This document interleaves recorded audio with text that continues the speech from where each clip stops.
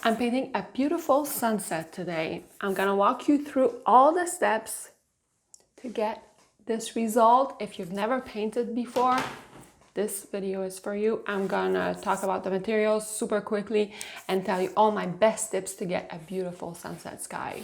And if you wanna know how to paint beautiful ocean waves, I'll link that video at the very end of this one.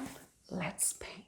For this painting, you'll need the basic primary colors, red, yellow, blue, and white and black, with just a couple of paintbrushes, a medium one and a more detailed paintbrush. If you can have a very large brush, it would help you with the blending process, but it's not necessary.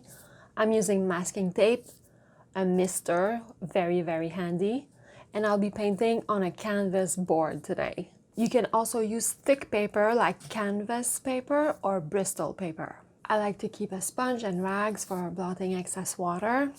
All right, let's start with the sunset painting. Sunsets are kind of like the rainbow. Let me explain. If you take away the green part of the rainbow, you are basically left with a sunset. Most of the blue and the purple is usually at the top of the sky, if you will, on a canvas, and it fades gradually to yellow and orange. As you can see here, you see the gradient of dark blue to light blue to white.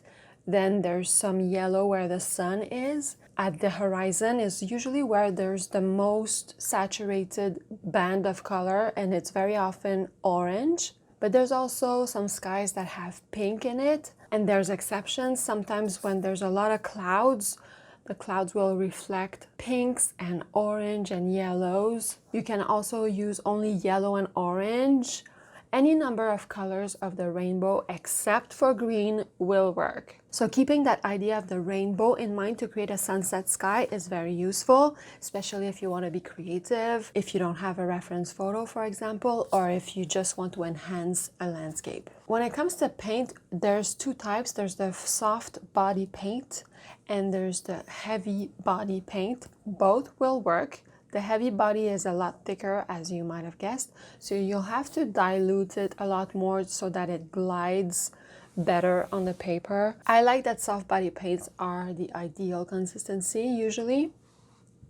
As I mentioned, you can use any shades of primary colors that you have. It'll do with some black and white. And you need a couple jars of water to keep your brush clean. I'll be starting with blue at the top of my painting. The blue that I have is very, very light, so I'm adding a small dot of black paint to remove that stark color that is very vibrant. I want it a bit duller and a bit darker. Honestly, a darker blue would be ideal for a sunset sky, like indigo blue, ultramarine, maybe cobalt blue as well.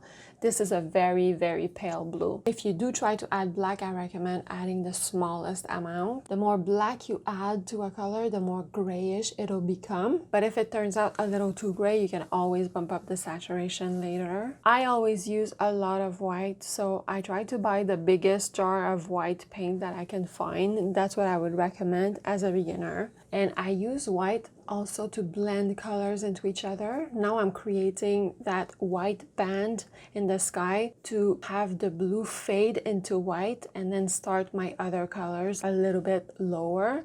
And the reason that I'm painting in kind of like a U shape is to create that effect of perspective in the horizon.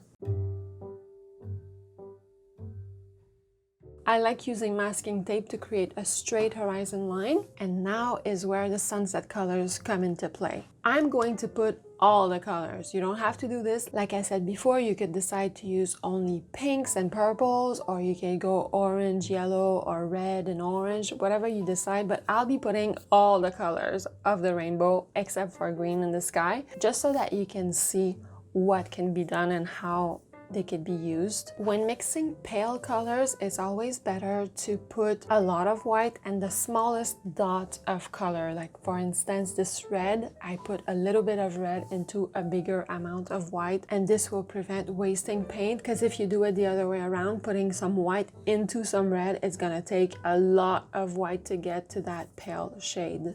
I keep working in that V or U shape. At this stage, I'm adding a few bits of colors where I want them to be, keeping in mind that rainbow and also keeping in mind that usually the most intense and vibrant colors are right at the horizon line.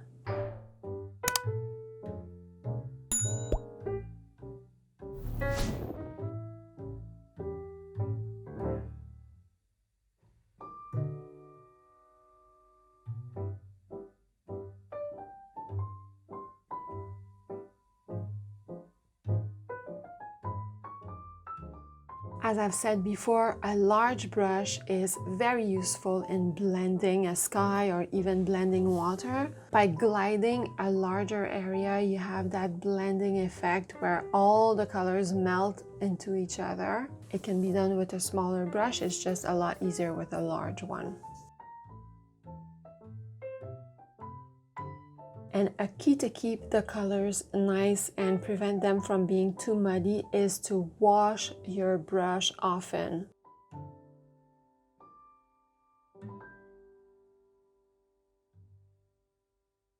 Now that I have this first layer of sky, I'm removing the tape, knowing that once the sky is dry, I'll be able to go back and push the saturation of certain colors. Now I'm gonna work on the water for a little bit so that at the end I have a better idea of the balance, sky versus water, and where I need to bump up those colors. This is a seascape. And for this ocean, I'm trying to keep in mind to mimic a little bit the reflection of the sky on the ocean. It doesn't have to be precise, just adding a few pops of colors in the water will do the trick. One thing that helps me visualize it is to pretend that I would fold over the sky onto the water so that the sky would imprint on the water. That's what I'm doing. I'm adding a little bit of pinks and yellow, mimicking what's going on in the sky, and then blending it as best as I can.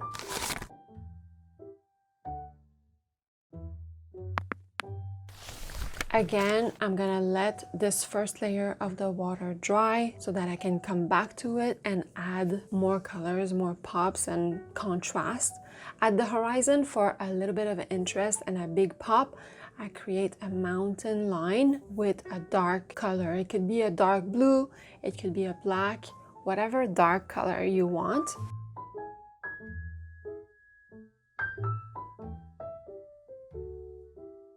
And in the forefront of the painting, I'm adding a bunch of rocks and boulders in the ocean. You don't have to do this. If you feel overwhelmed by the rocks, you can skip that step and leave everything as water. It will look very nice, but I encourage you to try to paint rocks. It's really not hard. All you have to do is take a dark gray and create random rocks in the ocean, leaving some blue spots a little bit everywhere in the center where there will be water pooling in between the rocks. With a lighter shade of gray or khaki color, you can dab flat little shapes at the tops of every rock and keeping the sides darker. This way it gives that impression of having rocks. The tops of the rocks are lighter and the sides are darker. Once you have your first layer, you can start to bump up the colors. I'm gonna be adding more contrast and saturation.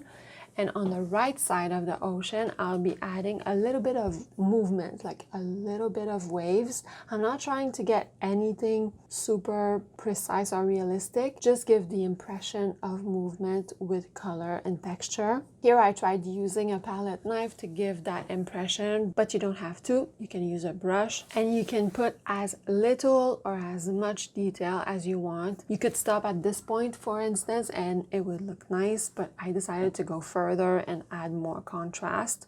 I also decided that my water was not dark enough.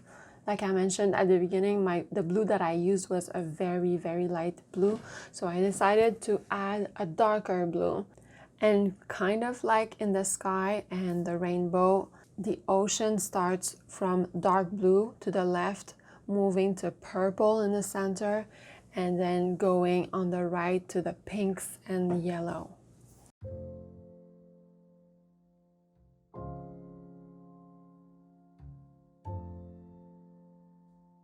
One crucial recommendation would be to wash your brush often, like rinse it out often. That's why I keep water jars close by. If you find that your colors are getting a little bit too muddy, it's because you're likely not rinsing your brush enough. Every time you go to pick up a new color, make sure you wash your brush, you dab the excess water, and you pick up that new color. And if you find that the colors are still kind of melding a little bit too much into each other and getting a bit muddy, maybe it's time to wait for the paint to dry, for that layer to dry, so that you can go back and add more vibrant colors on top. Another thing to keep in mind as a beginner is that the painting will look messy, very messy, pretty much all through the painting, all the way to like maybe 2/3 in, like 70% in. It's supposed to look messy. Once you put the big pops of white and the big pops of blacks, that's when everything will come together. So don't get discouraged, keep going. It's supposed to look messy. It'll come together at the end, I promise. To make the rocks really come alive, I put some white where the water would splash all around the rocks.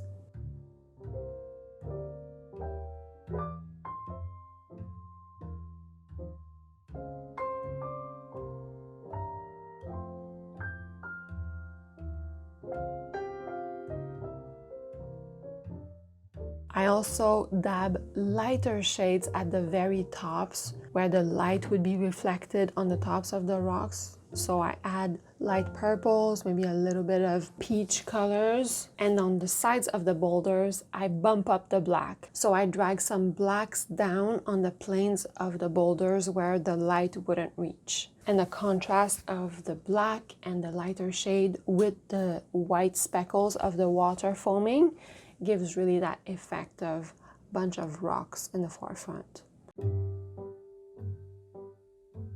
Adding little touches of white here on the ocean will create that movement of the water and waves rolling in. I'm doing that very slowly with a detailed brush.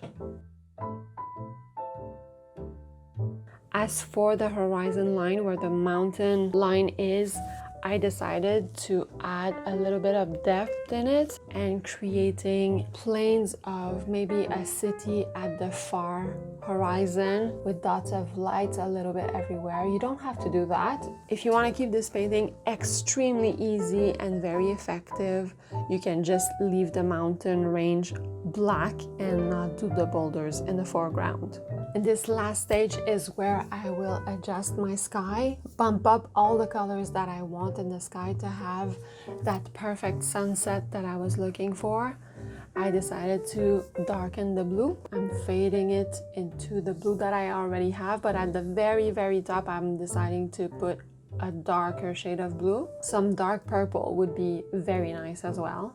And if I wanted to, this is where I would put more saturated pinks or orange, wherever it feels like more vibrant colors are needed.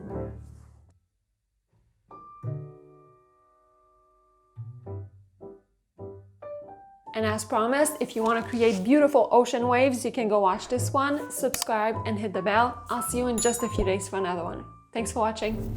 Bye.